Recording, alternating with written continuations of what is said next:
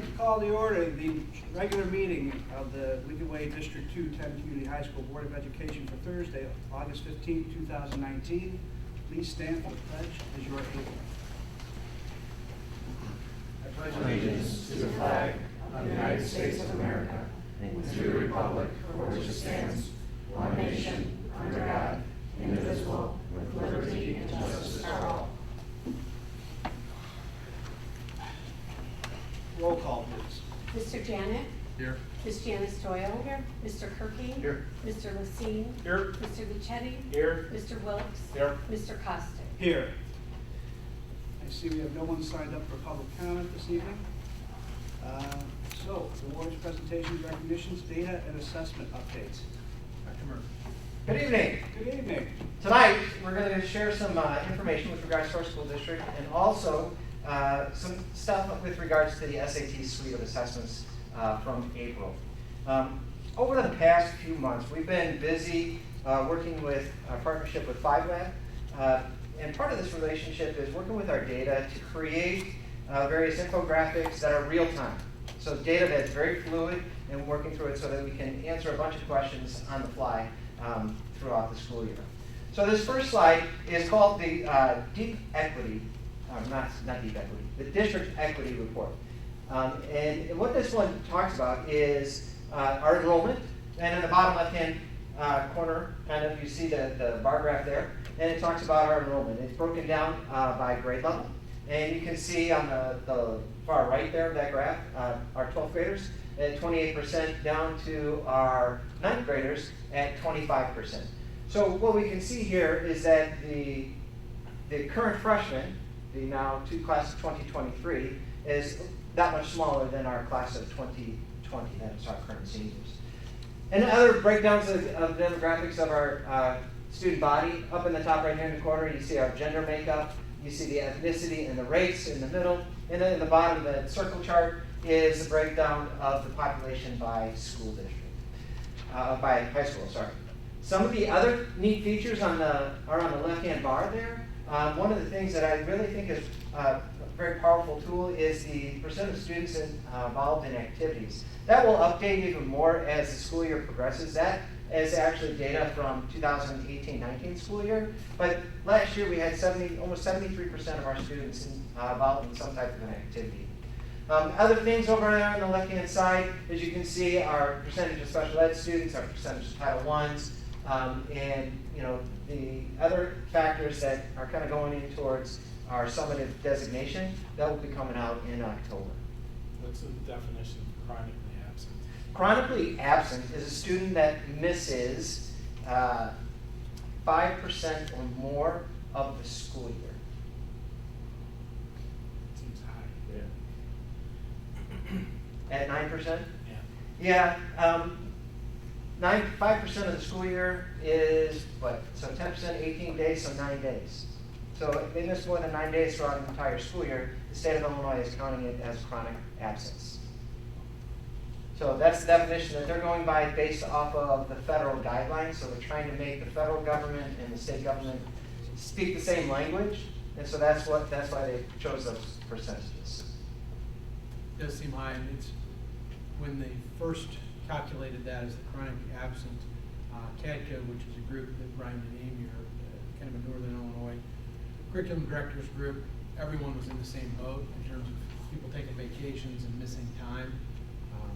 10% was kind of the norm out of the suburban high schools. Right. Beth, do you have anything with your school?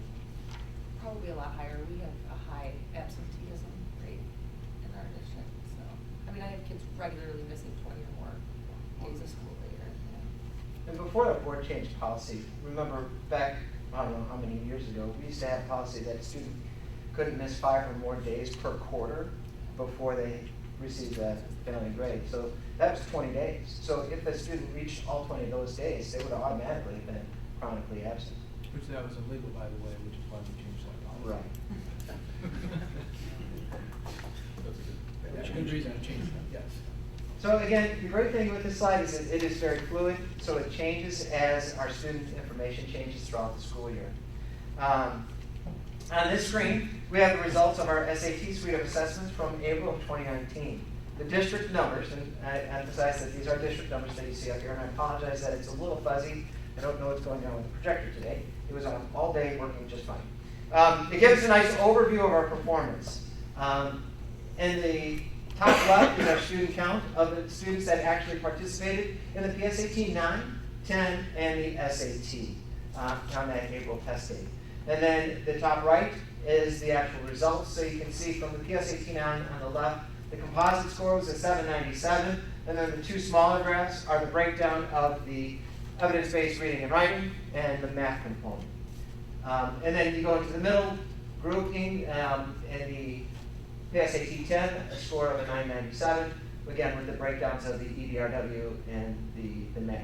And then finally, the far right is the SAT scores, which is an 1106, broken down again.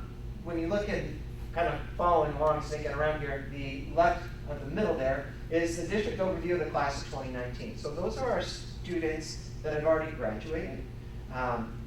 That's the scores that they received. So we put that out there so we have something to compare to see how our students are performing. So the class of 2020 is the next grouping right there. You can see that the scores are pretty gosh darn close to each other, right? So what we can be excited about is that, you know, what we're doing with our students, they're still achieving a high level of performance on the SAT. And then the bottom two ones are just another close-up breakdown of the class of 21 and the class of 22. As we work with 5Lab, we can continue to develop all kinds of different infographics that will help tell the story of the success that our students have achieved on the SAT suite of assessments. So now, here's another one. So this one is more of a breakdown by building, and so you can kind of see the scores by building. On the left are the number of students that took the test, and on the right are the performance for each of those assessments, the PSAT 9, 10, and the SAT. As we look at this, we see that the average of each assessment for each building is it's encouraging, knowing that all three of our high schools are performing right about the same exact level. You know, I think that consistency amongst our school district and the performance of our students is really key to making our school district as successful as it has been. So we'll continue to work with 5Lab to generate more infographics, and we'll use their dashboards to continue to dig deeper into our data. And the 8-9 is scored differently, so they can figure out what that score would be. That was I kind of thought you were going to ask about the 8, like the 9, why it would seem significantly lower. They should be making so much points of growth, 60 a year. That's stretching it, but that would be. That's what I was gonna ask, is more the growth. I mean, do we have a chart that shows the growth, like a comparable growth of the class through the? As a matter of fact, we will. So one of the things, and what we're saying here is the scores that are represented on the PSAT 9, 10 are representations, had they taken the SAT that day, that's the score that they would have received on the SAT. Even though they are scored differently, what College Board is saying is that it doesn't matter. So if you took it as a freshman, you know, test is a tough test. If you're taking the SAT, we do expect you to get somewhere around 995. So what we're going to be tracking is kind of what you'll see here.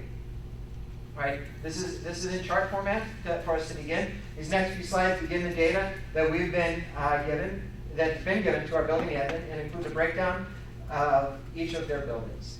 The chart allows us to compare the year-to-year performance and also watch the growth of our students from the earliest assessment that they've taken to the SAT. So as we look at this, what we're really paying attention to is in our class of 2020, you know, they're the group in the middle there. We're watching the growth from a 995, the fall of their sophomore year, to the fall of their junior year, to the spring of their junior year, and we're watching that growth. Over that time period, and in the next couple of slides you'll see how I break it down so you can see the growth, and it's automatically calculated for you. Our class of 2021 will be the first class that takes an assessment from College Board each of their 4 years. So they take it as an 8th grader for information for us, and then the spring of their freshman year, spring of their sophomore year, fall of their junior year, and spring of their junior year. The class of 2020 was a unique class because they were the only ones that we allowed our sophomores to actually take the PSAT and an SQT in the fall. Today we can only compare to ourselves, as other school districts like to keep their scores kind of close to the chest. So we look at what we've been doing, and we continue to celebrate our success. Again, our scores are top-notch. They really are. And you'll see on the next couple of slides how we compare to the state of Illinois. So here's the class of 2020 in the SAT analysis. On the bottom there, it talks about the growth from the PSAT 11 to the SAT and the amount of growth that's occurred. And I think that this is a very powerful slide for us. When you look at the growth that occurred in the state of Illinois, from the fall of the 8th grade year to the spring of the 8th grade year, the students actually went down. As a state as a whole, the performance went down by 2 points. Here at Lincoln Way, as a district, we went up by 49. College Board says anywhere between 40 and 50 points is acceptable, is probably the range that we're looking at, depending on a bunch of different factors. It can give you a ballpark range for each of those. So 40 to 50 is an awesome growth, according to College Board. So you can see the growth that's occurred at each of our schools and as a district as a whole, and you can look at the scores across the top of our SAT. Again, I think the growth is really the key as we continue to make sure that our students are continuing to grow from one assessment to the next. So as a school district, and one of the things that we've been working with over the past 2-3 months is how can we analyze those scores and make them more meaningful to our teachers. So what I've done here is I've broken down, in this scenario here, what we see as the Lincoln Way West English Department. And this is our students' performance on the PSAT to the SAT. And we're watching growth based on different content areas. So we can help our department chairs kind of focus on what kinds of things can we continue to improve upon in, let's say, our English 3 curriculum or in our AP English language curriculum. So we look at the growth over on the far right column, and you can kind of see like our AP English language here, the growth in that section was a 32. That's phenomenal growth. Especially when you look at that, compare that to the growth that occurred at the state of Illinois, and that on that assessment, it is outstanding. So we would look at the department chair can talk to that teacher and say, what kinds of things did you do? How can we help that? How can we share that throughout our department and throughout the district? So we use our DCs have our principals have this document. They shared it with their department chairs. Amy and I will continue to share these kinds of documents with our department chairs so that we can help them better our students' performance and help them prepare them for the next assessment. Okay, so now we begin to look at the year ahead. The class of 2021, for current juniors, will be taking both the PSAT and the SAT this year. They'll be the first class to take all of the College Board assessments. And this slide provides us with the overall performance and the growth for this group of students. Kind of taking a peek at everything that we've got going on. Again, we look at the growth, right? We look at the growth that's occurred from the 9th grade year to the 10th grade year. Now, this is a little bit of a skewed growth, the bottom number there, because these students are the students that took the PSAT 9 in the fall of their 8th grade year, the fall of their 9th grade year, and then didn't have another assessment until the spring of their 10th grade year. So a year and a half between assessments.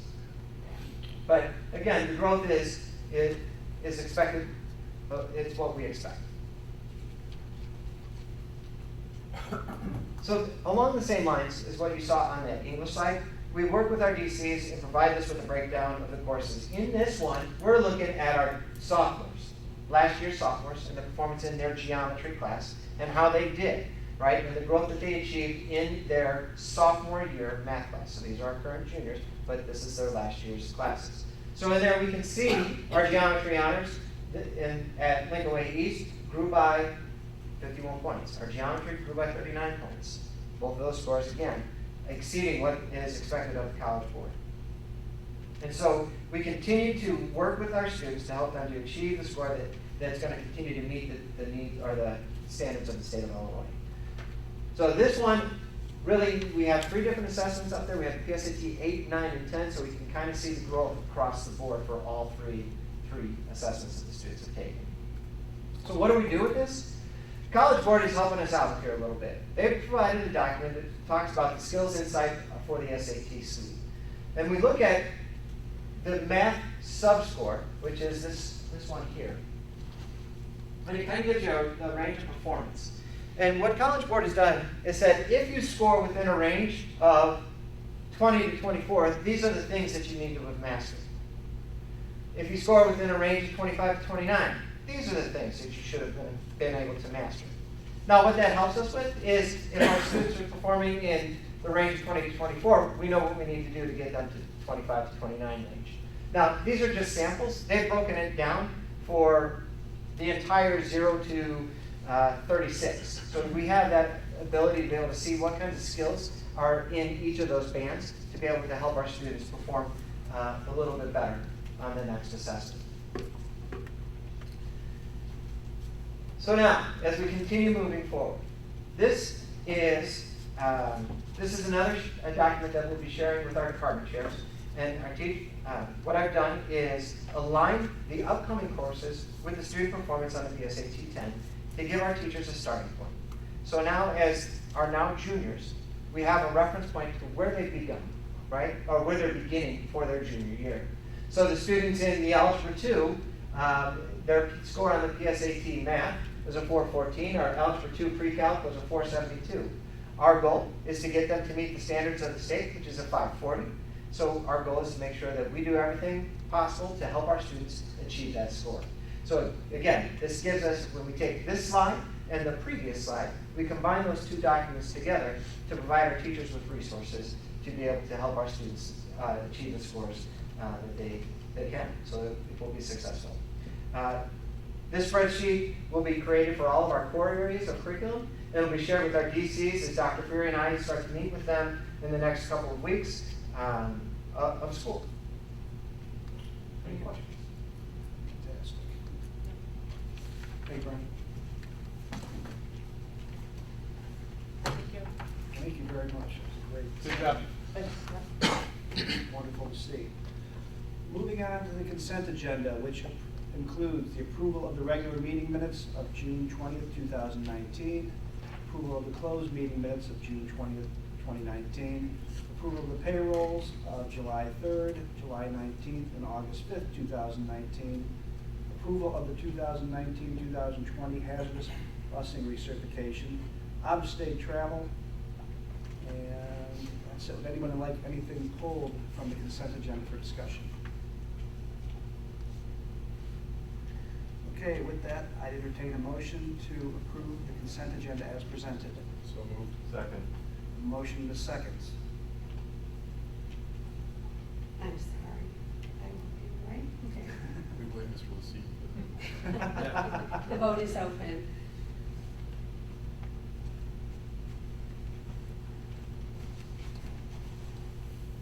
The vote is unanimous. The motion passes. Thank you. Moving on to action items. Up first, we have the presentation of invoices for June 21st, 2019 through August 15th, 2019. Need a motion? Motion to approve the invoice in the amount of $5,587,641.02 dated August 15th, 2019. Have a motion, do I have a second? Second. A motion and a second. Any discussion? If not, please open the vote. The vote is open.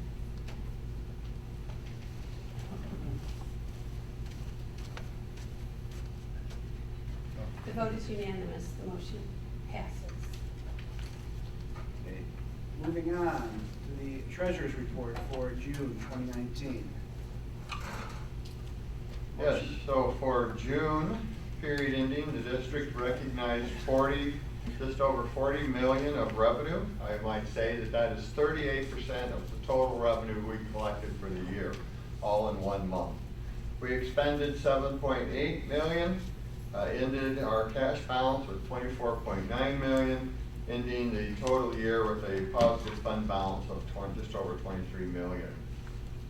I would bring to the board's attention, we ended the fiscal year, when you're comparing to last fiscal year, as far as cash operations, we had just over $6 million more in cash reserves for the operating funds, and overall for all funds we had $2.7 million, which correlates to our surpluses I'll talk about in a minute. So for tonight I did prepare an extra presentation to go over since it is the end of our fiscal year. With that presentation, if you want, in your packet, you have a budget variance report. Should be the third to the last. You may want to pull that out for reference. With that, so year-end report. So I guess I'm the one that gets to give the good news. Drum roll. Moody's upgraded the district from BA1, which is non-investment grade, to a Baa3, which is investment grade. This is a result of the hard work the district's been doing. The district did achieve an overall all-funds surplus of $2.8 million and an operating surplus of $6.04 million, ending fund balance for all funds of $23.41 million.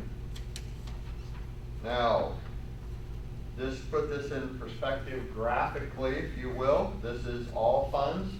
You can see in the prior 7 years back here, the district ran 7 years of deficit, spending down $41.12 million. In the last 3 years here, we have been able to rebuild that fund balance by having $15.28 million in surpluses over 3 years, or basically restoring 37% of that funds that was spent down during that period of deficit spending. I know you can't, it's not very well color-coded, but we'll talk about this in a minute, but fiscal year 2020, we're estimating a $5.93 million surplus for all funds. For operating funds, as the operating is everything except for debt service and capital projects. And as you know, we've been spending down our capital project funds. Now that's been transferred over, and in 2020 we'll be spending out of the O&M for capital.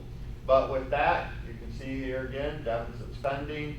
Now we've been able to restore $19.14 million in surplus over the last 3 years, and we're estimated to have about a $2.8 million surplus for 2020. Fund balance wise, you can see right here for all funds we're at $23.4 million, which represents 22% of expenditures for all funds. What we worry about with Fund 20, because we can't spend debt service or capital project except for debt service and capital projects. So for operating, what we really track, that's the funds we can spend. We're right here at 19. We're exactly, kind of coincidental, 16%. You couldn't try to hit that, but you know we did. We're at 13.84 million. So we're on our track to, we're estimated to be at 17.86 after fiscal year 2020, and we're headed all the way to 33%, so we'll be able to cash flow without having tax anticipation warrants. Now I'd just like to briefly talk about the budget variance report. You may want to pull that up on your screens if this is obviously going to be way too small. Maybe not. Looks better than I expected it. All right, so some of the things I did mention earlier, we collected 38% of our revenue in the month of June. So June is a big collection for us from our taxes. Some highlights. So overall, whoops, sorry, I meant to. So this is, okay, so this is our educational fund. You can see we had more taxes due to strong June tax collection. This is where we, 50-50, it's about 51-49 between the 2 fiscal years. That can vary. we collected a little extra. Interest income was good and strong with rates and higher cash balances. Now, this one here I really want to talk about. So admissions and student fees were $577,000 higher on the revenue side. This is directly related to expenditures on salaries and benefits. So, you know, we've gone through the process after our IRS audit. We're bringing all those people on and paying them through payroll. We get reimbursed from our activity funds where they collect the fees for the student summer camps and et cetera. So that money showed up here as additional revenue, and then we had additional expenditures down here. We've adjusted for that in the 2020 budget, so we won't have that variance going forward. But I just want people to realize this 500,000 is down here, a corresponding expenditure, and I'll get into that when we get down there. Food service, we had increased sales of 250,000. Other local, 165, more than expected. There's been building rentals, prior year refunds, and driver's ed fees. Finally, we had state evidence-based funding. We knew we got notified just after the year began of what our evidence-based funding was going to be, and it was 449,000 more. Other state, right, pretty much on the numbers, and federal. As far as expenditures now, so we were under budget on salaries and benefits, but if it wouldn't have been for the fact that summer payrolls up here on the top, we would have actually been here. We see overall district-wide, 282,000 in the whole. We would have had a positive variance about 295, except for we had extra revenue here, extra expenditures here. Now, some might say, well, you had a deficit in your deficit, or not deficit, we had an overall surplus, but you had a negative budget variance in your fund. Why didn't you amend the budget? Well, first, in May, I advised the board, I thought this variance here was going to be more than enough to offset the negative we knew we were having with our outplaced students. Turns out we had some more bills come in, and we ended up being negative. You need at least 30 days to amend a budget. And so by that point, it was impossible for the district to amend. I spoke with a budget consultant at ISBE. They said no need to amend the budget after the fiscal year. So we did not amend. But in some sense, my opinion, this is a good scorecard for us to see where we were. So even if we had amended, we'd still compare against the original budget to see how we did for the year. As you remember, we switched over to Click Insurance. So we switched billing periods. So we had budgeted for different number of payments to be made, different number of months. So we ended up with a variance there on our commercial insurance. It's kind of a one-time thing. In 2020, we've got that lined up. We also had less copier expense, and board legal was substantially down.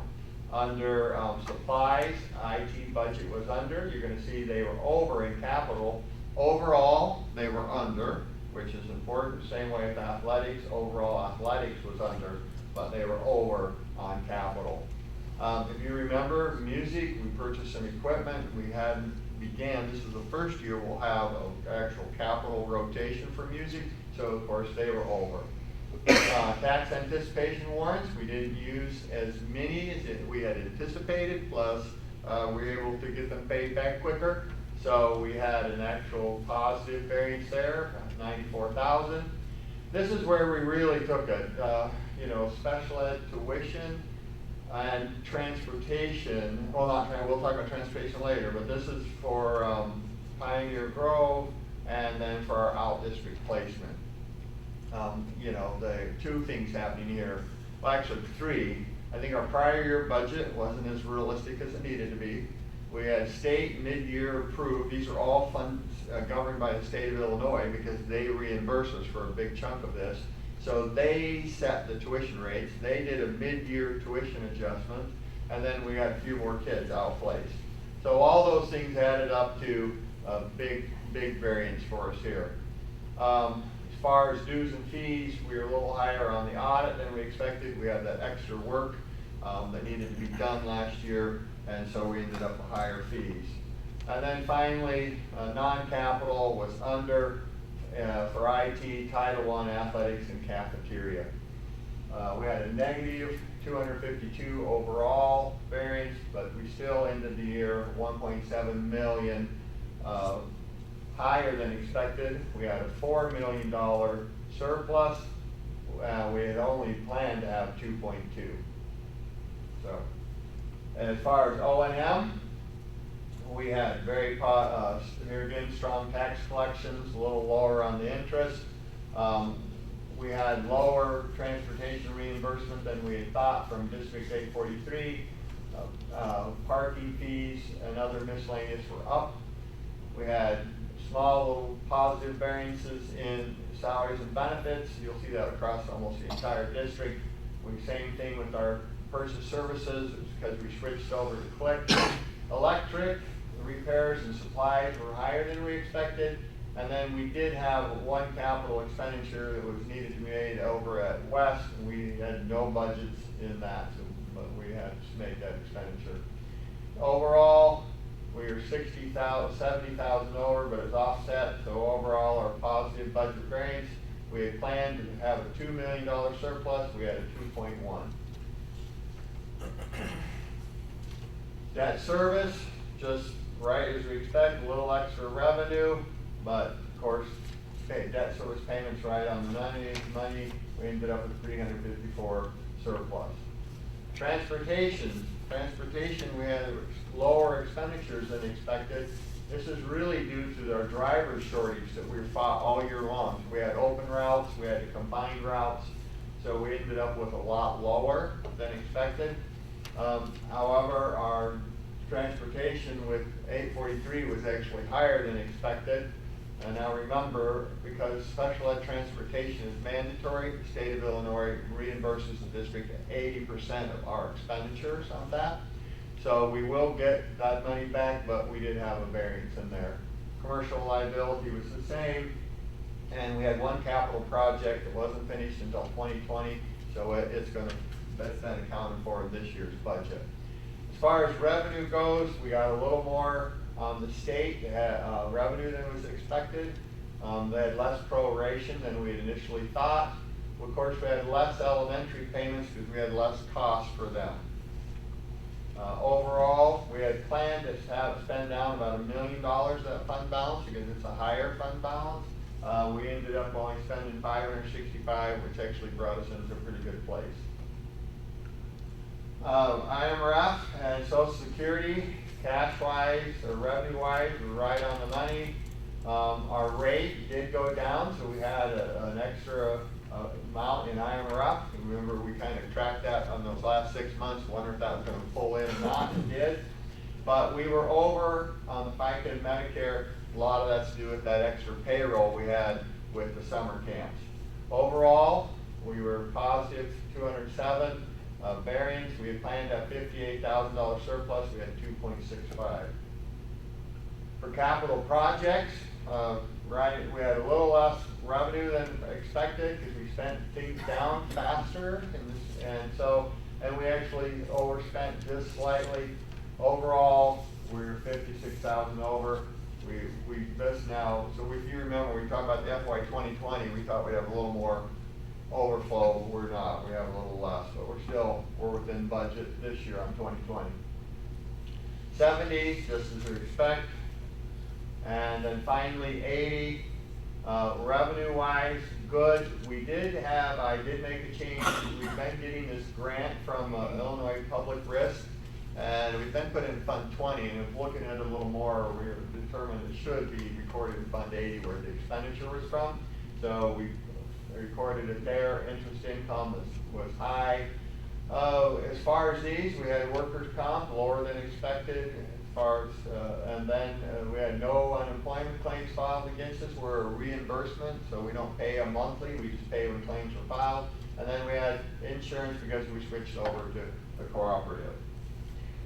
So we thought we were going to have about a $57,000 deficit. We ended up having 125,000 surplus. So, in a nutshell, there it is. Any questions? And I can always have questions next meeting also on the report. Brad, the June collection, you commented a couple times that it was robust. Was that at the expense of monies that'll be collected in the next fiscal year? Yes. So, well, I say yes. So that's the problem. We never know that, is it going to be 51.8 or is it going to be 52.4? And so your point is this. So the 2018 tax collection is collected half in 18-19 and half in 19-20. So we got a little stronger collection. So yes, that's going to have an impact. Now we're only going to get like 48 point something in next fiscal year. So I adjusted the budget for that. The $1 million question, why I hesitate to say how is it going to impact this, because I don't know what next June 19 tax collection. If it flows the same way, it'll have zero impact on us. But in our budget, I anticipated going back to the old average, which the old average is about, I think it's like 51.8 versus, you know, whatever. So it's not quite 50-50, but yeah. So this was more, I was gonna bring up in the budget discussion, but I think it would be helpful if, one of the things, if we could see that, what assumptions you're making there, because to your point, if you look at the, you know, the year-end 18 report, and we said tax collections were high, it's gonna impact the next year, and then we're saying it again, and they were already higher this year. So just so we know what the assumption is in building out the budget. And the other thing, and again, I know that there's a lag in this, but how much of that is actually in EAV as well? In new building and everything else that's coming that kind of creates these inadvertent pops that happen? Right. So very truthfully, very little of it was that, because Will County does an excellent job giving us an estimated EAV new growth right before we set our tax levy. Now, we set early, Right. but still, if you remember, I think we had said, kind of like, I'll have to look it up, but we were close, very close on that. It's more the timing. I mean, 0.2% is a big swing when you're talking about our levy. So it's more of that, but I will, for next meeting, I will put that in there. You mentioned the state changed the rate that we get billed for special education services. Yes, Do for they the do- tuition. Is that something they do every year, where they change the rate mid-year, or was this just a one-time thing? You know, I'd have to consult with special ed behind me. I don't know if it changes frequently. Every year we can expect that the rates will go up to some degree. And typically it's right around the fall that the rates get set, but some schools take longer to get approved than others. So we operate under the previously approved rate until we get that rate adjustment.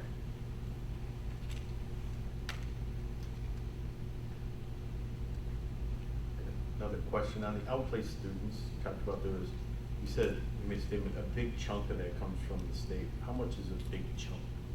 So it's a calculation, so we get, and I want to make sure I say this correctly, 2 times our per capita, is that right?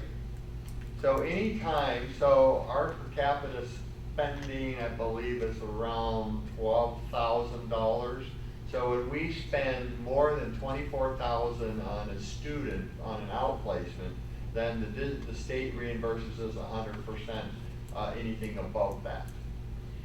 So, I mean, so if you have a residential student that's, you know, costing us a substantial amount, that's getting reimbursed anything over that 2 times our per capita spending rate. There was also a variance, correct me if I'm wrong, Brad, in the timeliness of payment this year. I mean, we have a new director of special ed.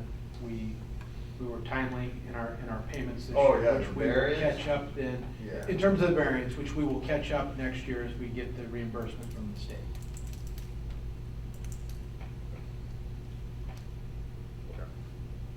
And then just one more real quick one. Talking about the special ed transportation, when and where does that, you said we're gonna get that back, when and where does that come back? So That's one of the mandatory categoricals, and we get it 1 year in arrears. So when I go over the 2020 budget, I'll point it out to you.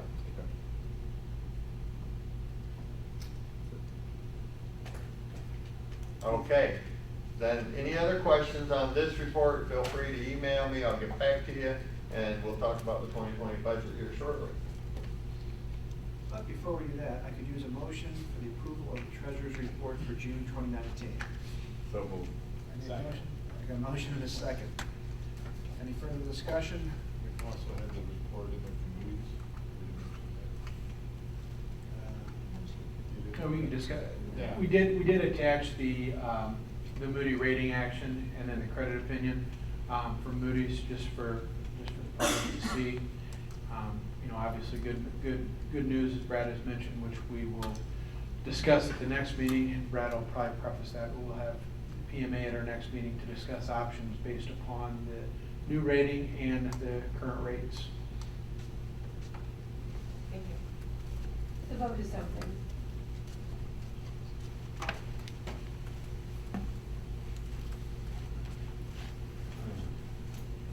The vote is unanimous, the motion passes. So before we move on, Treasurer, is this all we're gonna discuss about the movies thing, is in this particular topic? We can do it more in other business, Okay, that's because That's why I think, brought it yeah, up. I I was in think here, I didn't know if we were gonna. we can discuss it more right now if you'd like. I don't know, we put the other business, other business is good. Yeah, because then we'll talk about, we've already been in touch with Bob Lewis, preparing for the next meeting in 2 weeks. Moving on, approval of the student activities report for June 2019. 2 accounts that were negative, badminton and girls soccer. Kelly's working with the Central Athletic Department to reserve those balances and get them back up here by the end of the month. We are in pretty good shape now with the activity accounts moving forward into the new school year. Questions on the activities report? Just,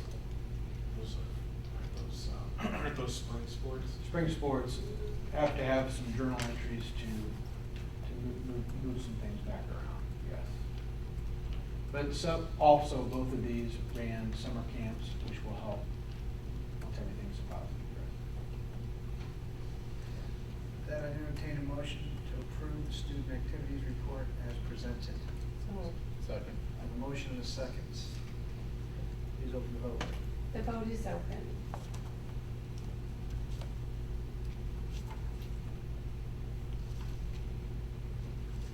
The vote is unanimous, the motion passes.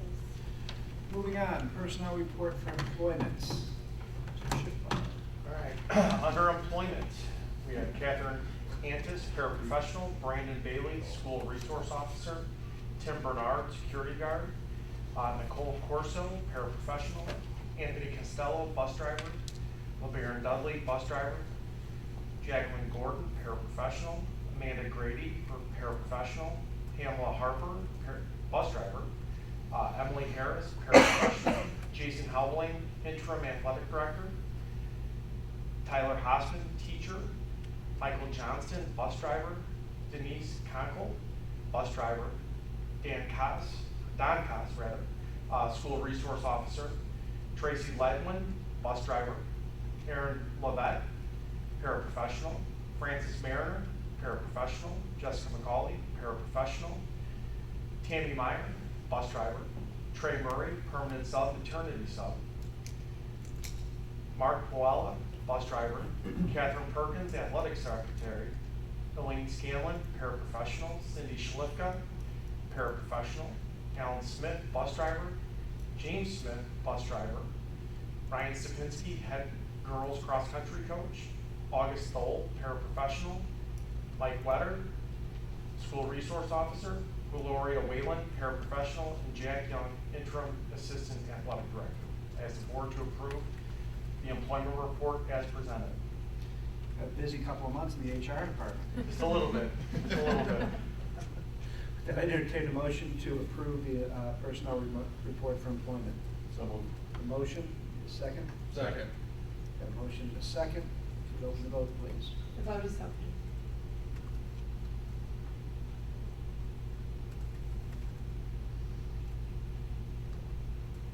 The vote is unanimous, the motion passes. Thank you. Retirements.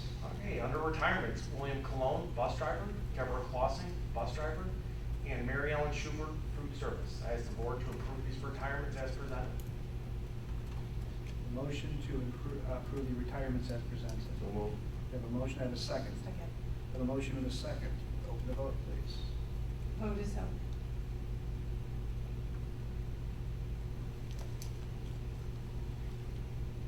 The vote is unanimous, the motion passes.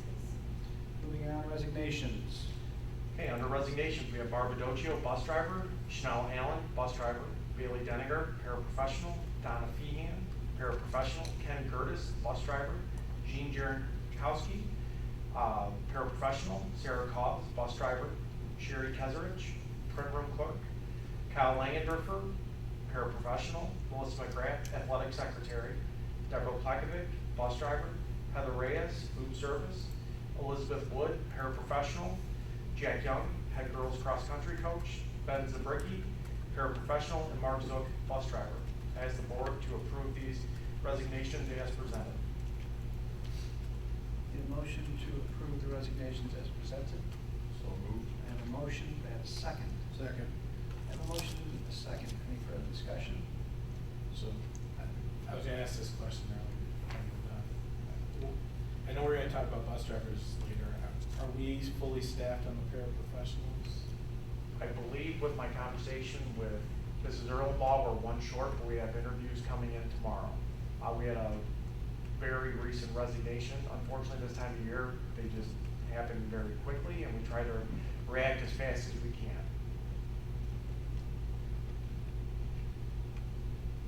Vote is open.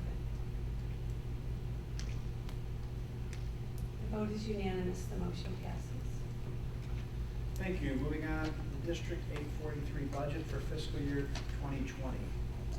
Included in your backup material is the budget for 843.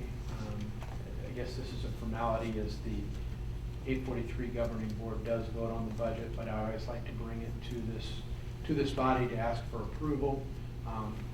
You'll see overall that in the district summary, looks like to be about a 3% increase. We're going to look at different options this first semester of what we may be able to do differently in following years in terms of servicing our students. With our slowly declining enrollment, we may have additional space that we can utilize. So we'll look at maybe taking over a program as we move forward. It would be a cost savings, but also better transition into our servicing. So that's something we would have to notify District 843 by January 1, but it's something Laura Erlenbaugh has already put together a task force to start to examine the possibilities of us taking over programs. If you remember, it's been about, I guess, 5 years since we took over the transition program and made that program our own, and there's quite a bit of resistance at first, yet significant savings, and now that program is thriving and doing a really, they're doing a wonderful job with those students. So we will take a look at McKay here over the next couple of months and see if not only cost savings, but possibly a programmatical enhancement for those students as we move forward into the 2021 school year. So your timing on that would be, can you explain the timing again? You said by January we get something? or- By January 1, you have to inform District 843 that the following year you would not utilize that particular service. So we would have to have all of this ready, back to the board for consideration, deliberation in November, for action in December. And that would just be one program. Pioneer Grove is one that we would continue to participate in. But we're going to look at our numbers as the year goes. We typically start off in the high 30s, low 40s at McKay. We end anywhere from 44 to 50 students. And those students, many of them go between our buildings throughout the day. So that's something we may be able to do in-house. So what are we approving? You're just approving the tentative 1920 budget. Once again, this is a formality, Chris, as the representative, which would be Mr. Wilkes. They will be the final vote on the budget. this is informational, and once again, I always think it's important to bring it to approval to our board before it goes to the governing board at the end of August. And the 3% increases within what we budgeted for this coming year. Yeah, Brad takes directly off of here. Any further questions, discussion? With that, I'd entertain a motion to approve the 843 fiscal year 2020 budget as presented. A motion and a second. Second. Motion and a second. Open the vote, please. The vote is open.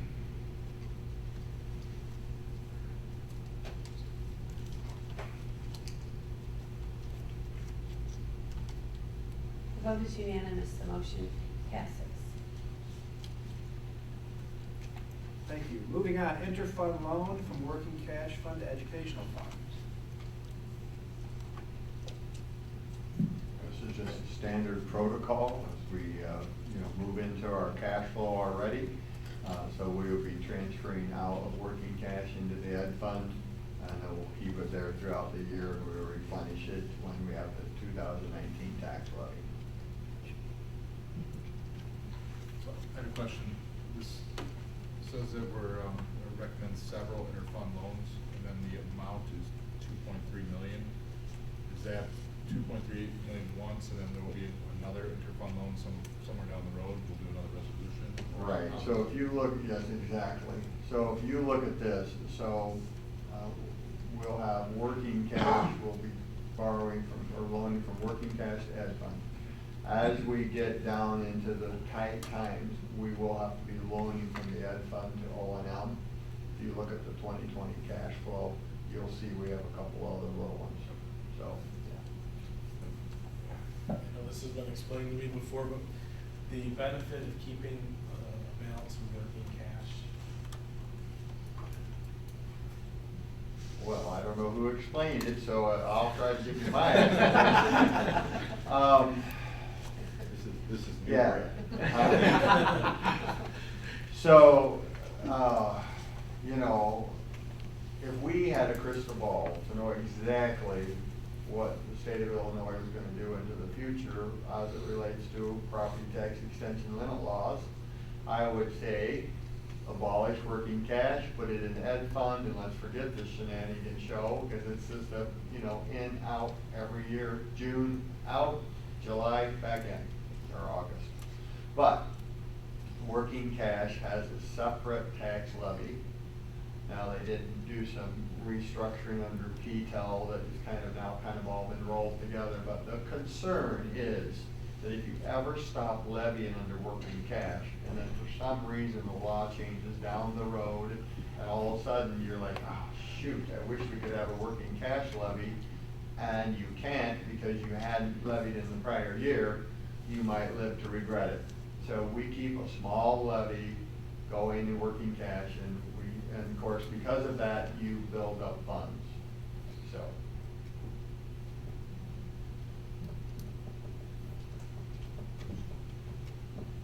Any further discussion? With that, I entertain a motion to approve the interfund loan as presented. So moved. Second. I have a motion and a second. Open the vote, please. The vote is open.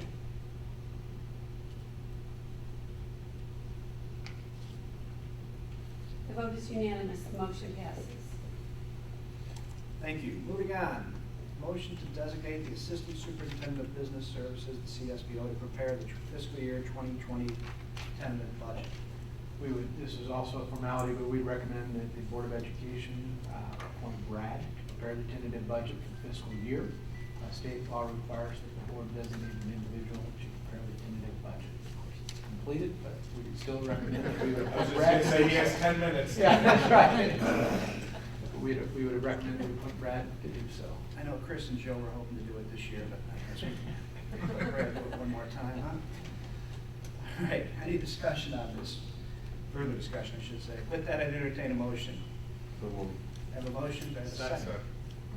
All right, I have a motion and a second. If you'd open the vote, please. Vote is open.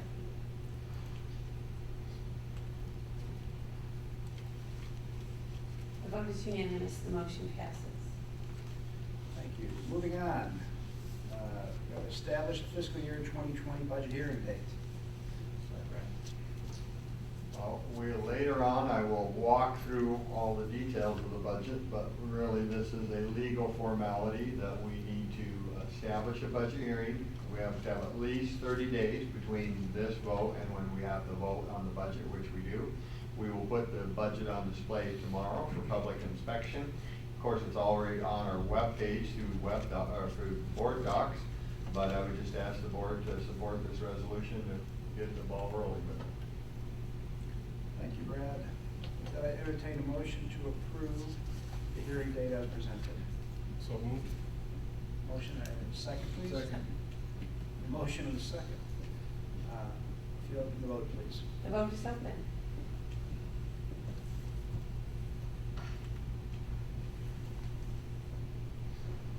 The vote is unanimous, the motion passes.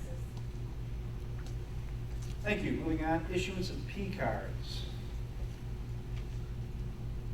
Yes, we would ask the board to approve this resolution. Currently, the district has just an American Express card that is with the superintendent.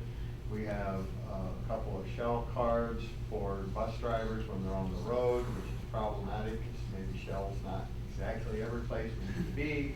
And then finally, we have a couple Old Second credit cards that are used for iPass, Replenish, and some other minor things. What we would want to do is we want to go to a full procurement card program, which has a web-based interface with our accounting software, so it allows for workflow, receipts to be uploaded, etc. We're recommending going with the BMO Financial Group procurement card. It's sponsored, and you can read there, by several state organizations. It's in 22 states and over 1,200 schools. I have used it in my prior two districts, found it to work very well. We would obviously issue and follow up with the governance of policy 455 and administrative procedure related. And we'd probably go ahead and also, well, we already got a pretty good draft on a manual that would be more detailed for staff, in case they had questions. But we'd like to start this out piloting it with our three athletic departments and our music department. Everything goes smooth. We would then transition it to the superintendent's Amex and transportation. But we'll keep the board apprised, as that goes along. How many of these cards are we talking about initially? Initially, we'd be talking about probably one for each athletic director, one for music, and that would be it. So probably 4 cards just to get this thing, our pilot, and we'll report back, see how we like it, see if it's working like expected. After that, I would expect then we'd move to Dr. Keenely. We'd also move to transportation, which would have several more there for bus drivers when they're traveling out of town. And you said, I'm sorry, you said this is linked up directly with our software. Well, interface. Interface, I should say, interface. Interfaces. Is it, I'm sure, I think we're probably talking about a higher volume of transactions. Are there safeguards? Is there something that sets off an alarm if somebody, goes out to dinner and for a nice steak dinner? I'm just thinking that you guys are gonna catch it as opposed to it just. Right, well, exactly. So the first safeguard would be setting certain codes within the card. So say you go to a liquor store to make a charge, it would be declined. Now, unfortunately, your example of going to a fancy steakhouse and sets a restaurant code, that would be declined there. But once a charge was made, the person would have to put in their receipts, and they'd be in violation of the board policy. We would take appropriate personnel action. But as far as the web-based, we can monitor the activity on the cards, and also we can set daily spending limits. We can set monthly spending limits. All of those. So that would be all part of the process, the setup process, and we would put in the safeguards to control. So When you say, could these be quick acting cards? Like if you, let's say like a per diem, someone who goes to a conference out of state, would you be able to issue them a card with whatever you reimburse for the daily No. meals, and then they would be able to bring receipts and make that easier, or is this typically just like budget type things? I mean, Yeah, no, the yeah. athletic budget, you know, Yeah. like different departments. You wouldn't be things able like to that. issue cards that quickly on Okay. this system. You know, it's more of a typical 3 to 5 business day card issue, just like you would expect with a normal. So we would really, it would be, key administrators would be the ones that would be approved to have the cards. Okay. And it is, the way the system is set up, the card has to be in the person's name, you can't just have like a blanket card. So, It's a credit card. Yeah, It's basically. procurement, used for Yeah. procuring, but it Yeah. runs off the credit card platform. Yeah. right. So I was actually gonna ask about the bus drivers, how will that work with the, if they're for long trip bus drive, how does the card flow between bus drivers? Well, yeah, I'll have to. Do we have specific truck drivers that? Well, we do have a certain one. Now, my prior district, which I was interested in when I was reading this resolution, and this might be something that's kind of changed in the last few years, because in my prior district, we actually had what we called Trans 1, Trans 2, Trans 3, and we didn't have a name on the card, but on this, it specifically now states that all cards will be issued in an employee name, so Right. I'm gonna have, that'll have to be researched. The rate would change. You can't do the generic, Yeah. W-210 card anymore, because they want accountability back to the. Right. So how would that work? So how does that work with the bus drivers? Yeah. Well, the bus drivers, we're gonna have to just look at it and see which ones may be making the most trips. And then we have, you know, we wouldn't let them have the card would have to be stored at the district, but then we would check it out to them. So, And we're really not to that point yet. I think Yeah. our first step is music and budgeting. This gets us away from petty cash. We've got the trail, we've got the paper trail of expenditures. I can't see, is Kelly here?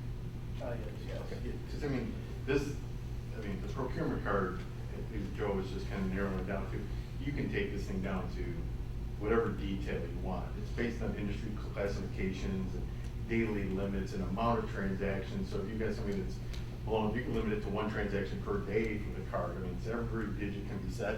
But the key on this whole thing is gonna be in policy.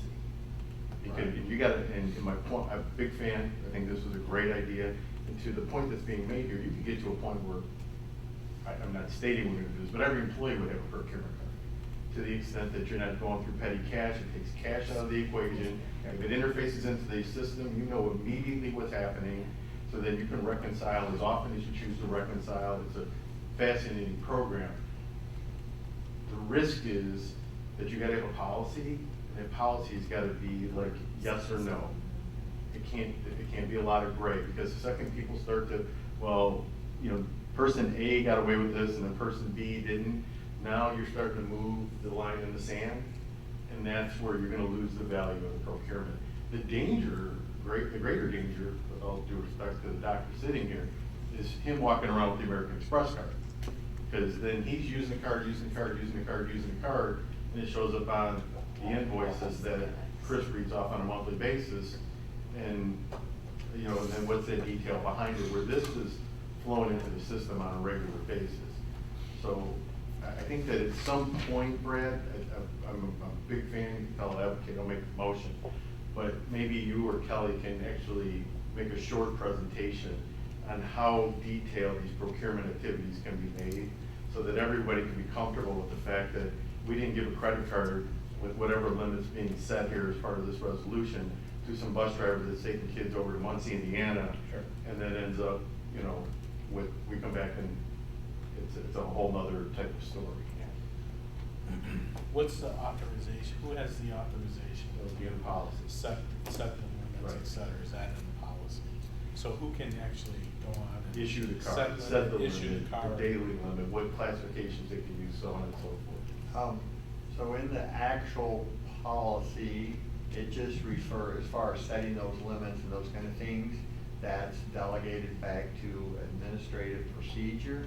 And currently in the administrative procedure, the people that I named off, superintendent, transportation, then I would be, it doesn't have to be approved, but I recommended and put to Dr. Tingley, we would then add athletic directors and music. So that's the people that are currently authorized under 455 administrative procedure.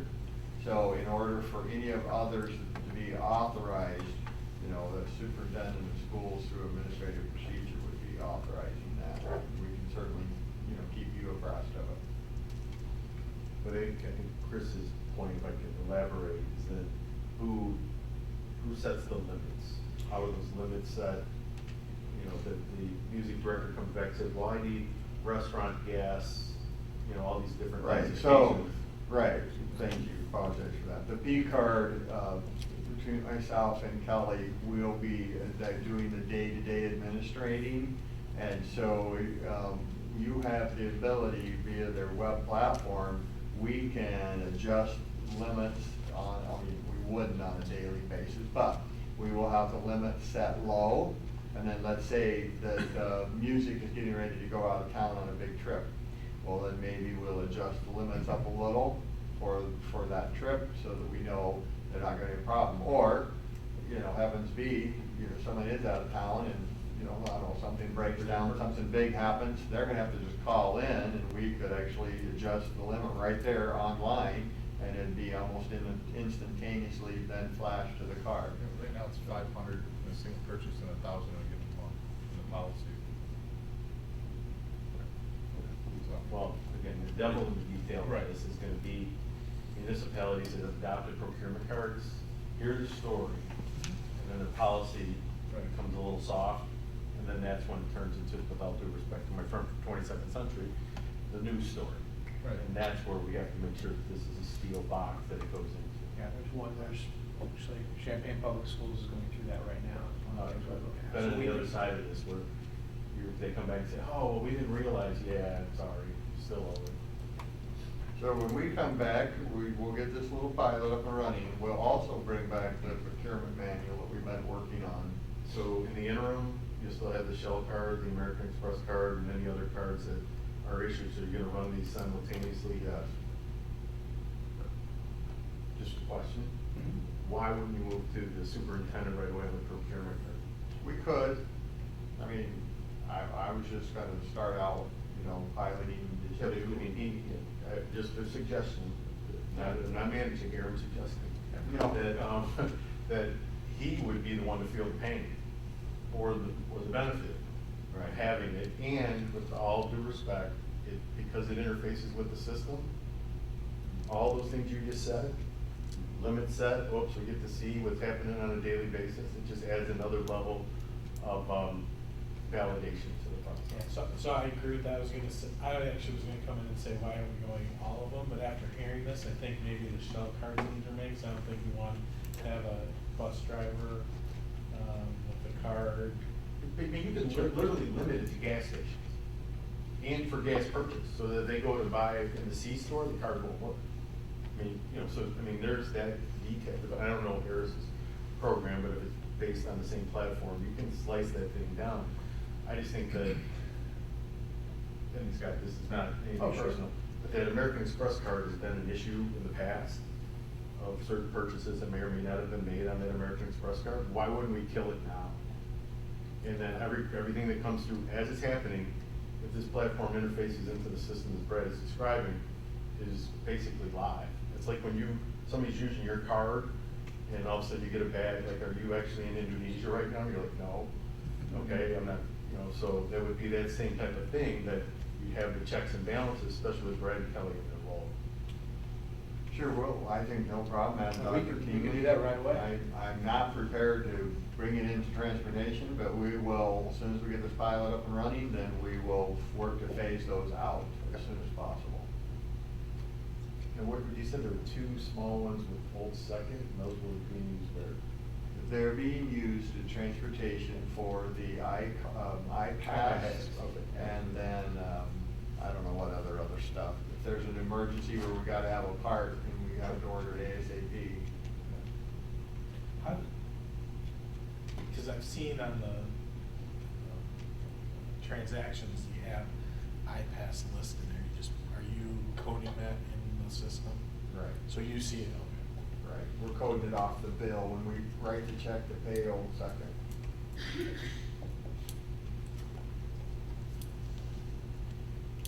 there's no, I was just quickly reading through the motion, and it doesn't specifically lay out what cards will be issued, so I don't think we need to amend this motion at all.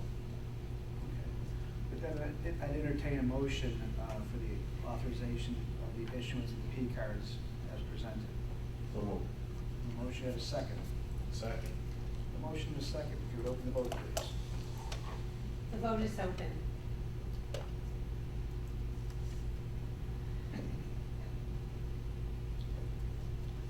The vote is unanimous, the motion passes. Thank you. Moving on, bus driver pay incentives for fiscal year 2021. Yes, thank you. So we would like to recommend the continuation of the program that we began last year, which really encompasses the last 6 months of the fiscal year. You will see in the background information, I provided a update on where we ended. We will be able to collect more data as we move through, but the program is being successful. And so what we'd like to do for the attendance incentive, which is the monthly drawing, we'd like to keep that exactly the same as we did for the last 6 months. For the actual new driver incentive, we'd like to keep that the same. Amazingly enough, we've yet to actually pay that out because we've had new drivers, but they've missed 2 days or more. Then as far as driver retention, what we'd like to do, because we're now asking them to do this for 6 months, we'd like to keep the program exactly the same, so we can't miss more than 3 days. Remember, that was 3 days in 6 months. Now we're talking about 3 days in 12 months. So we'd like to ask that the reward be 1% higher, so they could earn up to a 5% pay raise if they meet these, absence or accident guidelines.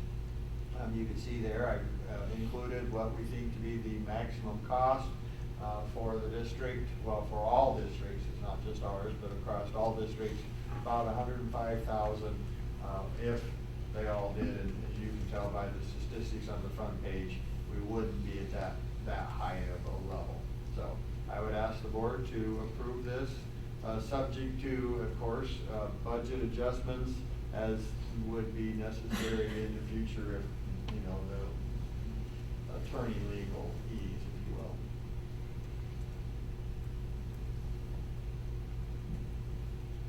So that 105,000 max, that represents our 38%. No, that's actually the total. That is the total. Yeah, that's the total. Our share would only be, 38% of that 105. Okay. And that's if everybody gets That's everything. the max, Yeah. so our maximum exposure on this is about $39,000. Exactly. So it looks like, obviously, you drive around anywhere, you go past the school or a bus barn and you see the signs out there. Have you looked at any of the, because they all have signs on it, have we looked at any of the programs to see if any, talked to any of the school districts to see if any are more successful or from an incentive standpoint? Yeah. So I have not taken the time to call and find what other, we have seen some other signs, you're right, you see them all over the place.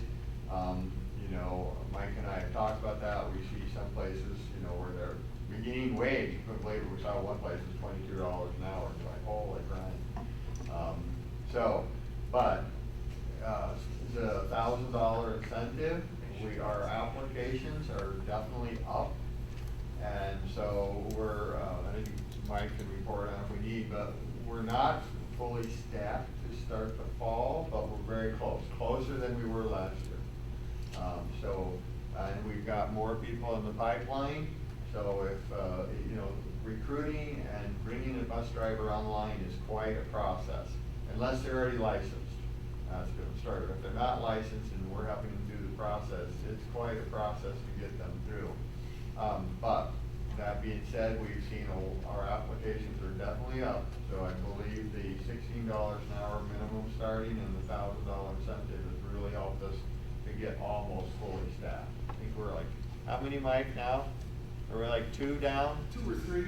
2 or 3. So what that means is we have a small little reserve of substitutes, because on any given day, we can have somebody call in sick, I like a half hour before rolling. So what that means is we're gonna have like 3 permanent, what we call permanent subs, gonna have to be assigned to that route until we can get a driver. We were down more than that last year, so we're in a lot better position, you know, right out of the chute. We were combining routes last year. We were really under the gun right from the beginning, so.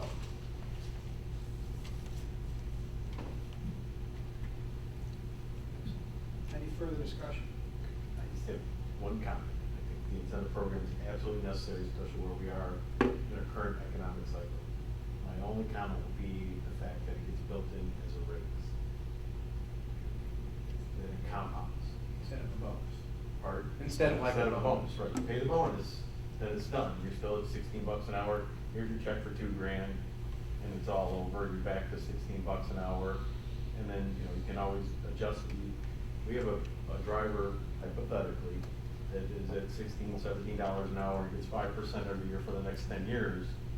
You've got a driver that's got a 5% compounding over 10 years. And it's not a qualitative bump based on performance, it's based on attendance.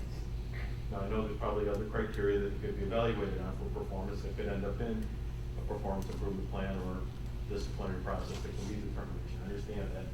But we've had this discussion about the compounding effect of raises and how they can, and again, I understand that you guys did an eloquent job of explaining that it's only less than 40% of our budget, but I'm just pointing that out, that this seems like, oh, it's 5% on $16, it's 80 cents, it's not, and then 10 years from now, we've got $30 an hour bus drivers. That may be the going rate then, I don't know, but it's because it's the compounding factor. It's said, it's in the minutes, I'll call it. Any further comments or discussion? With that, I entertain a motion to approve the bus driver pay incentives as presented. So moved. I got a motion and a second. If you would open the vote, please. Vote is open.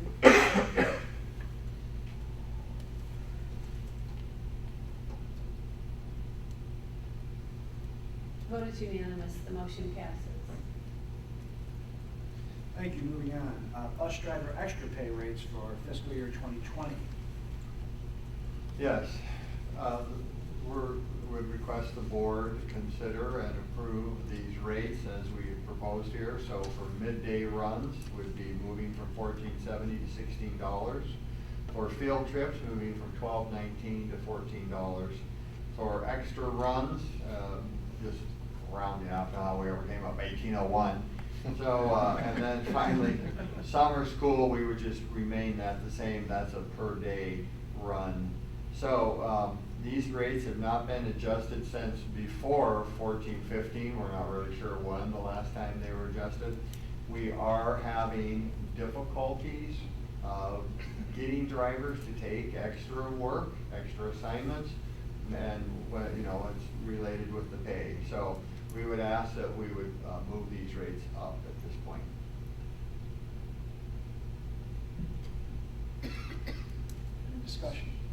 So my question is, if we moved everyone up to $16 an hour, why are they getting $14 to do a field trip, Because which they're would probably seem to hard? sitting in the bus for a few hours, and they're not actually driving, so they're getting paid for Their downtime.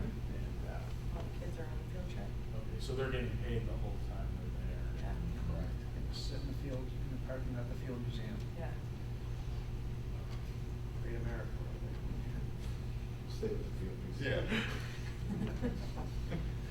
With that, I'd entertain a motion to approve the bus driver extra pay rates for fiscal year 2020. Have a motion, do you have a second? Second. Have a motion and a second. If you'd open the vote, please. Vote is open.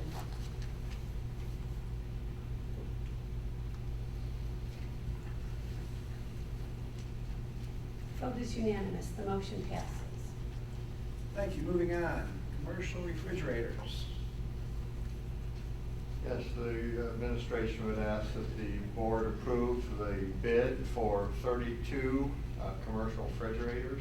These refrigerators are replacing refrigerators that had been loaned, if you will, from Pepsi-Cola during our exclusive contract that we had with them for 5 years.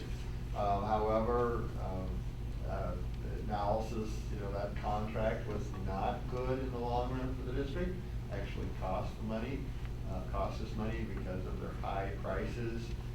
So we wanted to, we let the contract expire after, I will say, after multiple attempts to renegotiate it during the contract, which were not fruitful. We did let the contract expire.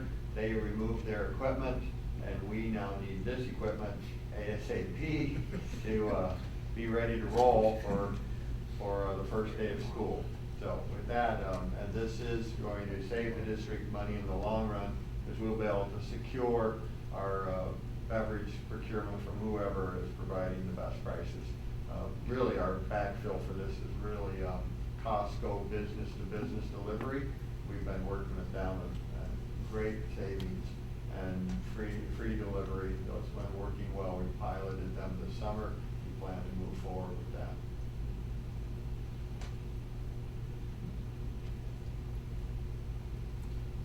We'll be able to have these by, I'm assuming next week. We'll be able to have these. Delivery tomorrow. If subject to board approval. We'll make any phone calls we Yeah, send out. that's presumptive. Circle on the parking lot. Waiting to deliver. With that, I entertain a motion to approve the commercial refrigeration bid as presented. So moved. I have a motion, I have a second. Second. I have a motion and a second. You open the vote, please. The vote is open.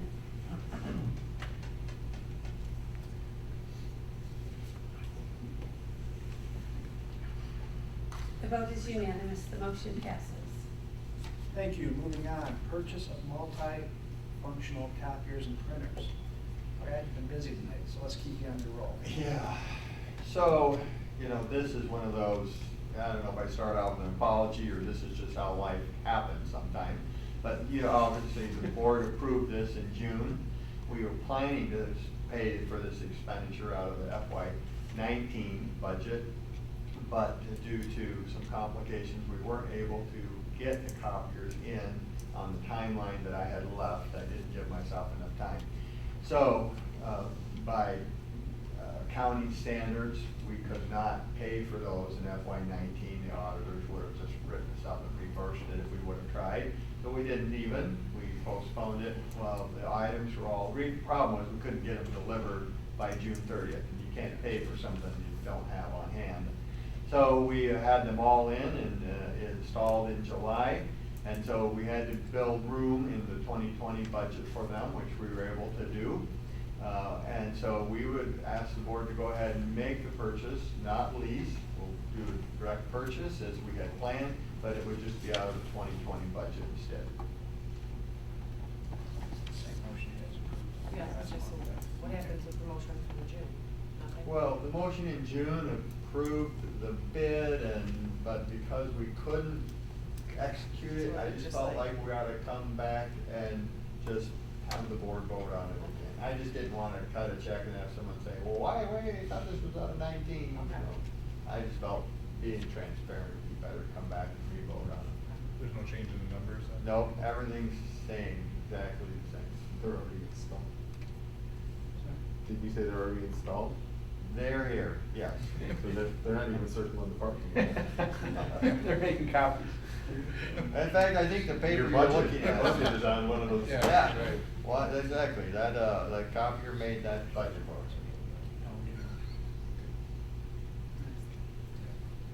Thank you. With that, I approve a motion looking for a motion to approve the purchase of the multifunctional copier printers as presented. So moved. Motion and a second. Would open the vote, please. The vote is open.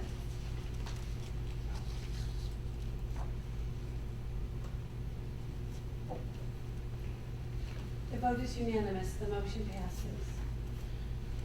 Excellent. Brad, you're up again. Moving on to the financial presentation and discussion. Okay, thank you.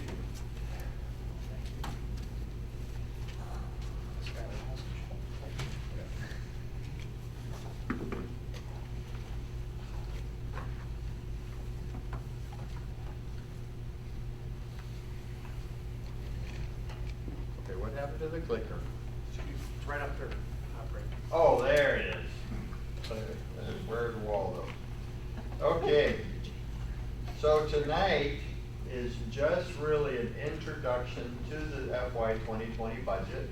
We have, as you know, on the budget calendar, we have 2 more times to discuss the budget before we'll actually vote on it. We're scheduled to vote on it in September meeting. So I really, tonight is just an introduction, plenty of time for questions and whatever. So I just want to give you just a quick overview on the budget of where we're at with the FY 2020 budget. So key points for tonight for all funds. First off, it fully complies with policy 420 fund balance. We have a 3% operating surplus. We've also have a so the revenue is scheduled or estimated to go up from the FY 19 actual by 6.6% or 7.3 million, and I'll detail that in a moment. Expenditures estimated to go up for all funds by 3.9 or 4.2 million.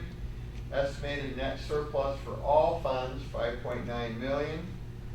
For operating, we're looking at that 2.8 or right on the 3% of expenditures. Estimated ending fund balance of 29 million, and for operations, we're looking at 16.6 million or 17.8% of expenditures. The budget development process, of course, we start with that 5-year financial forecast that we've reviewed with the board many a times. We then adjust it for our FY 19 actuals and known results. We then look at our staffing and enrollment.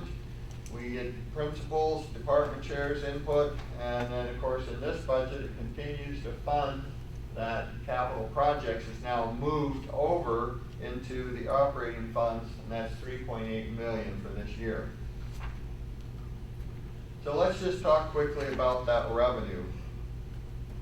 So here it is. So for the revenue, we're looking at, so these changes are detailed out in the FY 20 budget book that I gave you tonight. And you can also find them in the detailed budget to budget summary, which is in your board packets. However, I'd like to highlight the following. So for tax levy, you'll notice right off, a large increase, 6.4 million. Well, you need to remember that we have an escalating debt service coming. So you levy in advance, so you have to have the funds on hand when those payments come due. The payments aren't going up that much in FY 20, but the levy is going up 3.7 million or 58% of this increase. The remaining increase is going up from the CPI and the 50 million of new growth. As far as the corporate personal property replacement tax, that is actually based on FY 19 actual of 563,000, plus a little bit we think it's going to be going up. So for investment income, that's we're estimating that off of what we think are a little bit higher balances and stable investment income. We earned actually 325,000 of investment income. We beat that we beat that number, the 314. We actually had 325,000. Student admissions up $1 million. What is that? That is the moving of AP exams from the student activities fund. So we're going to have revenue in, expenditures out. So I like to call this offsetting revenue. So that's going to be 420,000 for AP exams. Then we have 611,000 we've estimated for summer camp reimbursement. We know last year that's 577,000. And then finally some athletics revenue offsetting that will have revenue and corresponding expenditures. Finally, food service, we're estimating that to be up, and that's based off of FY 19 sales. And then finally, under other local, we have a one-time revenue source coming in, which was AP exam carryover of 300,000. We have 117,000 now being recorded there from athletic booster donations. Before that was flowing into student activities. Now they'll be going in on the general ledger side. And then finally, $84,000 on E-rate and other miscellaneous revenue. Evidence-based funding, you saw there, we took it, the state calculation, FY19 plus 5%, that was our best guess. We actually got the actual allocation just 2 days ago, and it's actually gonna be $8,373,631. So I'm disappointed, I was off by $47,631. I'm just kidding about that. I was actually pretty excited to see that I was that close. So, anyway, then finally, under other state, the biggest change there, we're budgeting for 4 full payments, and we're budgeting for that DCEO grant that is going to be using to fund the installation of or update to our security cameras. So we're on track to receive that funds, and we have corresponding offsetting expenditures over there. That's that part of that $3.8 million on the capital. So this is just a graphical representation by the major categories, local, state, and federal. You can see here, locals going up 6.8% or $6.6 million, which is really hard to tell on this graph, but that's that little bump. State going up 658,000 or 6.1%, and we're projecting our federal to be flat. This is a pie chart of FY20 revenue.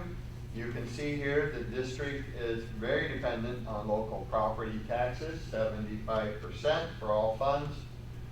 We receive about a little over 13% in other funds there. Local, that's our student fees, rental income, etc. And finally, the state and federal make up about just around 11%. Expenditures. So, for the expenditures, here again, the details are found in your FY 2020 budget book, and the detailed budget summary, budget summary, which is in your board packets. However, I'd like to highlight the following. So, salaries, we came in actually slightly under this.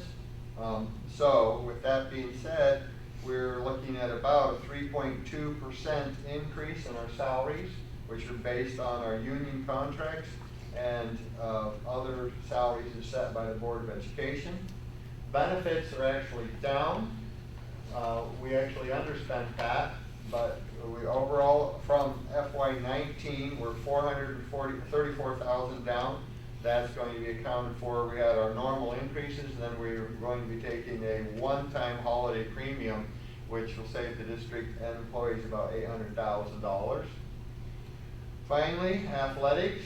They're getting a little bit of an increase in their overall budget from the general ledger side, $120,000 for new funding for uniforms. But then, as I already mentioned, we're accounting for their booster donations on the general ledger side versus student activities. So that was $117,000, and then $14,000 of other revenue offsetting expenditures. Music. I mentioned, as we talked about FY19, this is the first year we're going to have a rotation plan for music that's officially in the budget. I can't say we have to add something, but now we're building it in. We have $120,000 of new funding for them, and in your packet is a list of items that we plan to purchase for this fiscal year. Special education, we're adjusting the budget for the increased out of district placement and the additional 843 increases. Curriculum, where, as I mentioned, on the revenue side, now this is the expenditure side, we're bringing the AP testing from student activities into the curriculum budget. Debt service, that's just the amount, so you see that timing difference. We got $3.some million in revenue, that's why we're having the larger fund balance or surplus. We're bringing that in because we're levying in advance for those payments, even though our payments are only going to $800,000 this year. And then we're allowing an increase in the District 843 transportation, which is reimbursed at 80% from the state. And then finally, the all other. So what's in the all other? So we're talking Fund 10 is $221,000 change, which is for new refrigerators, resource officers, overtime, E-rate funding, which is an offsetting revenue, etc. For Fund 20, or it's actually $3.8 million add, because we're adding those capital, and then $183,000 for supplies and utilities. On Fund 40, we're up $42,000 for fuel and supplies. Fund 60, which is our capital project, we're actually down to $3.5 million, because now that's being paid for out of O&M. And finally, Fund 80, we have a $17,000 increase in that fund. So that's what makes up the all other $620,000. Overall, budget to budget, $3.8 million increase. Now, graphically, how does this shake out? You can see salaries and benefits, already mentioned, up 3.29% or $1.9 million. Well, I don't need to run through all these, but you can see there small little increases. Capital, of course, biggest one, as we had the additional capital throughout the budget. Here it is, graphic of the graph pie chart of the expenditures. We have the salaries and benefits represent 58% of the overall budget for all funds. When you look at just the operating funds, they represent 69%. Bond payments and special ed tuition represent over 20%. And then finally, the remaining 22 is professional services, supplies, capital, and non-capital expenditures. As mentioned, of course, the budget's in compliance with Fund Balance Policy 420, where we're estimating our 3% increase should bring us to about 17.86% fund balance as to expenditures, as operating expenditures. Now, the thing that's interesting, so as our fund balance continues to grow, 3% surplus is growing at a little bit less of a rate. So you can see we're declining. It's not 3% when you add on. So we'll keep updating this as we move forward. This is my best estimates So by 2025, we should be, probably would be a little sooner, who knows, we should be TAW free. With that, we'll just, if you have questions, if anybody had a question right now, I'll be glad to answer it. If not, if you have questions throughout the next 2 weeks, please email me. I will update the presentation. I'll have a Q&A document that I'll put together and post in board docs so that we can come and be prepared to have that discussion. So, if there's any question right now, I take it. Otherwise, we'll look forward to discussion on the 29th.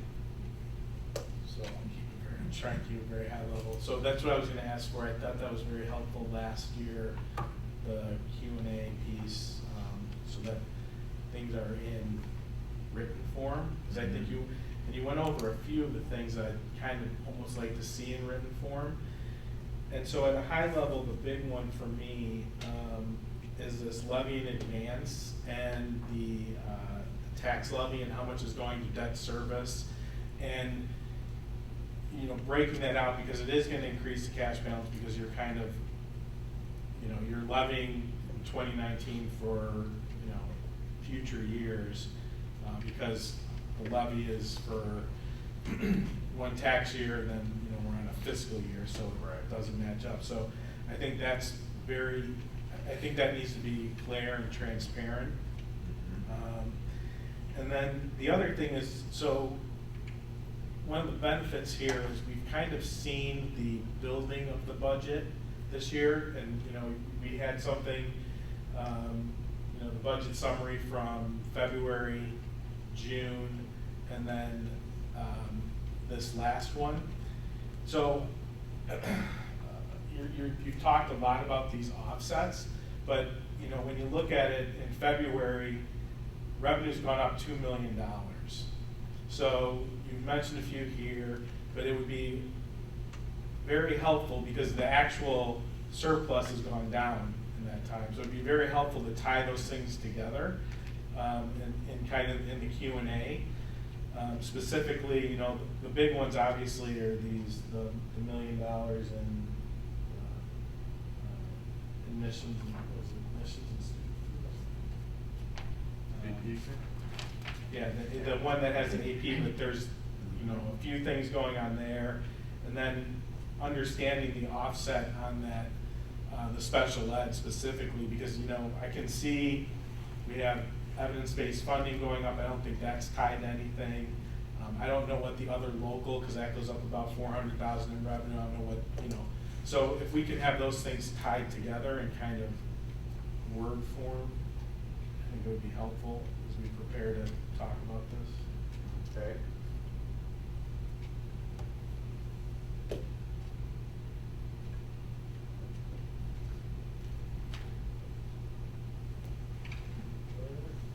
And then just one other thing that's really, like, why do we have an expense line for Lincoln Way Foundation? Well, it's because, so we're moving that over to, so they donate to us, so we record it as a revenue, as a donation. So it's I think it's 50,000. So, I mean, if you looked at the individual line item, I could point that out. And here it's under, I think it's 1920 is the source, I'm sorry. So then we had to put it there as a line item so we can account for it on the general ledger. So that's another one of these in and out.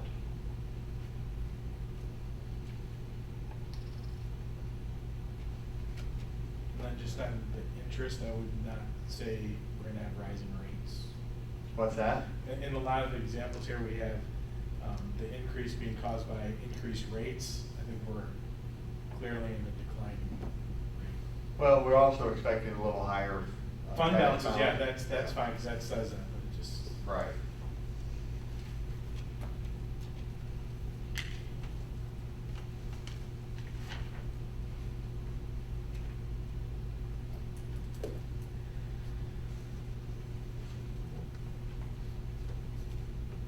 Okay, anything else at the moment?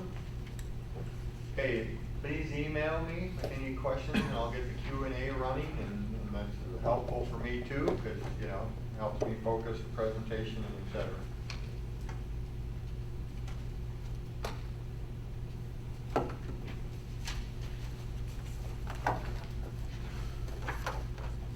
Informational items. Cash flow is included on there, but that can just be for your review. That will go along with more of the budget discussion next week. Brad, anything high level you want to include? No, it's just so you can just review it and includes what I see is the interfund loans and where I think we'll be. I don't think we'll need to draw funds until February. And I'll be coming, I think we're scheduled to be with the board in November to discuss and December to pass the parameters resolution. Should we go through a normal levy process this year? And importantly, projected to pay them off before the end of this. Correct. Carry over. Moving on to informational items, report of the Lincoln Way Special Education District 843 Governing Board meeting minutes on June 25th. Next meeting, not too much to report. Next meeting coming up is next Tuesday, the 27th. It's been thin with the vacation, so we've been covering for the board with the forum, but outside of that, there's been nothing remarkable or unusual. FOIA requests. FOIA requests are included in your backup materials. I'd be happy to answer any questions if you have any. Building and grounds. No questions for Mr. Wilkie? It's included in your backup materials. BSN contract recap. Brad, go ahead and take that one. I know you're excited about that.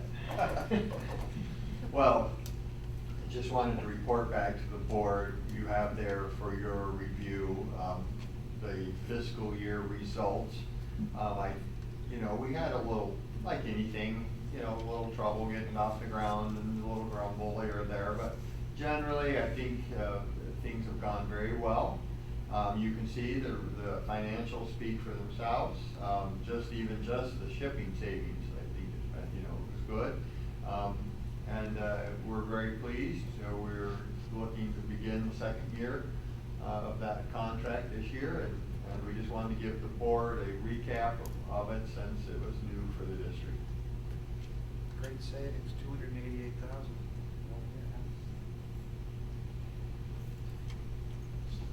Community relations. Included in your back material is the pride sheet for the month, as well as the news release for our bond rating increase. We'll talk more about that during other business. Asset of the month. Asset of the month for August is school and family. Parents are actively involved in helping young people succeed. Regularly ask your kids what they're learning at school. They always love that one. And then personally contact each student's family at least once during the school year, and that's something we do ask our teachers to do. The community help young people set personal goals that inspire hope. Policies, first reading. Included in the policies of first reading, there was an update to 420. I took that out of there because I think our policy 420 is stronger than that one. But otherwise, we will bring those back in 2 weeks. If you have any questions or comments, please get those to me prior to the next meeting. Thank you. Quad Plus LLC project, property tax abatement. Brad, go ahead. You talked to that gentleman last week, I believe. Right. So, the Will County Center for Economic Development is asking, you see their kind of little memo, you know, the elementary district, the high school district in Will County to participate in a 5-year 50% abatement on the new incentive generated by this Quad Plus project. They're looking to build a 52,000 square foot new building within Cherry Hills Business Park in New Lenox. What we would like to do is we're providing this information to you tonight, and then we would prepare a resolution for the board to consider at the next meeting. Doug Pryor and one of the other company representatives has said volunteered to be at our next meeting if you would so desire, and to answer questions or anything.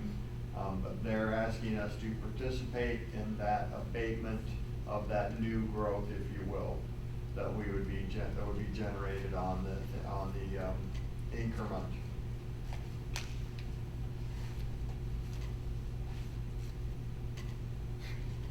Any thoughts? Well, we will bring that back. If you have any questions or concerns prior to that meeting, please let us know. If you would like that representative to be there, please let us know as well. It would be a new development. Legislative report. Nothing really new. The Alliance Legislative Report is included for your backup in the backup material, but pretty quite simple. Superintendent's district report. Included 2 documents in the superintendent's district report. The first is the student enrollment feeder schools for this upcoming year, just to kind of give you a look at what we're looking with in enrollment. Obviously, 30 days in will give you a more comprehensive look, but that's just, if we were to start today, kind of where we would be student. The all others is a combination of either move-ins or from a Catholic school or a private school setting, which you kind of see by feeder where we break out by grade. And then there's intergovernmental agreement, reciprocal reporting that I've sent to all of our municipalities so that we can enter into a reporting agreement with law enforcement officials regarding our students. My proposal would be to host a meeting quarterly to discuss any concerns. You know, with the environment today, I think it's very important that law enforcement officials, school officials are on the same page and aware of any concerns that may exist with individuals. So I've reached out to the surrounding mayors to get this on their docket to hopefully get this implemented in beginning September 1. So that's for your review. I will ask for us to go ahead and approve at the next meeting, and then as the municipalities take it to their areas, it's basically what we should have in place to have those conversations. And other district business. I know I want to discuss duties, but quickly before that, I need to assign 2 members to review the closed session minutes from January through May of this year. And that would probably, should be members that were here in January, since we have all these new members. So, Joe and Aaron, if you would review these, I'd like to appoint you to do that if you don't mind. Refer to yourself in the third person. What's that? When you refer to yourself in the third No, it says, person. it says I'm supposed to appoint Oh. someone. It wouldn't feel like, you know. I don't want all the glory up here to myself, so if you two would mind, is that okay? Absolutely. Sure. Yes, thank you. And then before we go to Moody's, we did yesterday, we completed a staff training. We hosted here, we were able to use a grant through the state of Illinois to pay for the training. 24 of our faculty members went through threat assessment teams, and then Mr. Wilkie was nice enough to join us as well. So I'll let Peter kind of give an overview of the processes that we went through in the all-day training. Sure. As Dr. Kingman said, it was a 7-hour training session that took place. It was put on by Ron Ellis and Dr. Sandy Ellis. I don't even know if they were related. Is that husband and wife? Yes. Okay, that's right.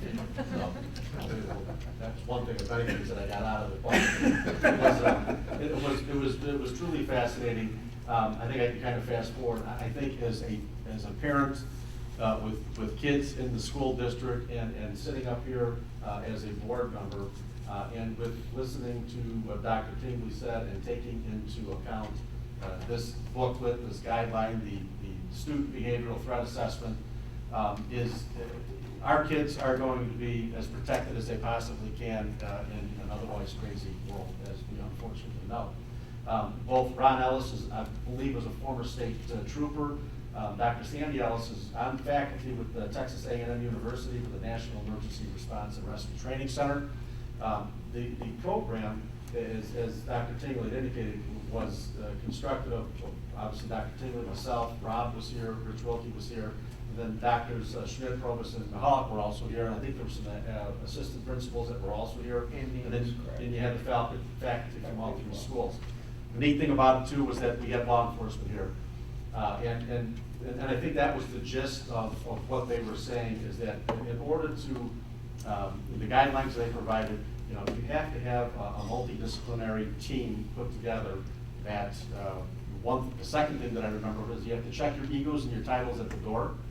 When these teams are constructed, and I know that Dr. Tingley is working on it, it's gonna take social workers, law enforcement, it'll take the faculty, it'll take board members, administration, to actually have a concrete plan, and the whole plan is designed for basically a twofold purpose. Number one, if you have an active shooter situation where there seems to be an immediate threat, there is a protocol and a process to take place to make sure that the schools are going to be protected. Conversely, unfortunately, there's also kids within the school that are looking to self-harm. And the classes was designed and helped us to identify those situations. As a matter of fact, the last hour and a half, hour and 20 minutes of the seminar broke out 4 teams with 10 different people, and it was basically a presentation. We were given facts, we were given additional facts, and we had to come up with a plan.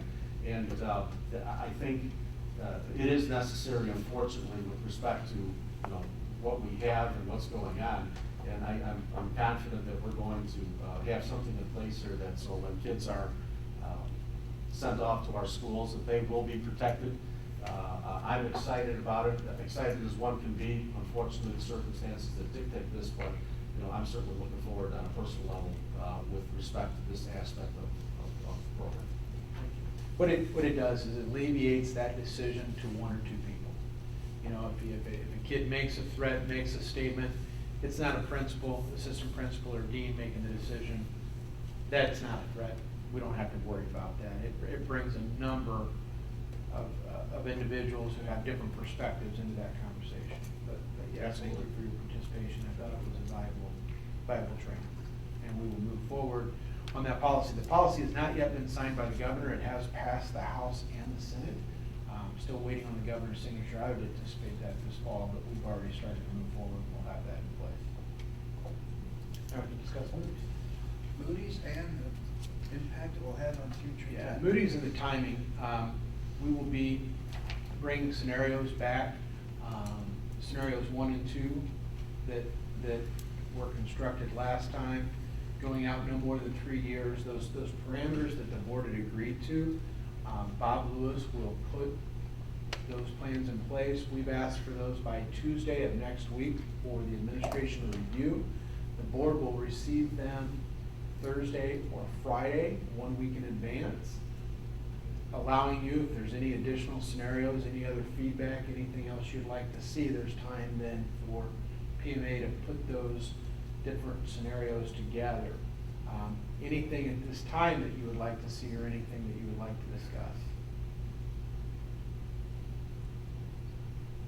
No, I'm looking forward to the scenarios, and the good news here is this puts us, takes one of the variables out of the equation, right? We were hoping that we get the Yeah, audit this is done, the first step. so that then we can turn around and have the upgrades of a boom. Now we're ahead of that, so I'm even more anticipating what they're gonna bring forward, because it takes that one variable out of the equation. Yes, and our understanding is there's a possibility, if we are to go to market, the possibility of them taking another look. Right. And that's 5 months down the road, we'll have some more financials.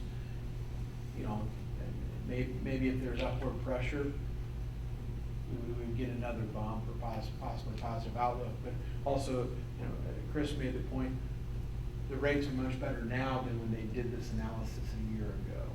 So we'll Be better.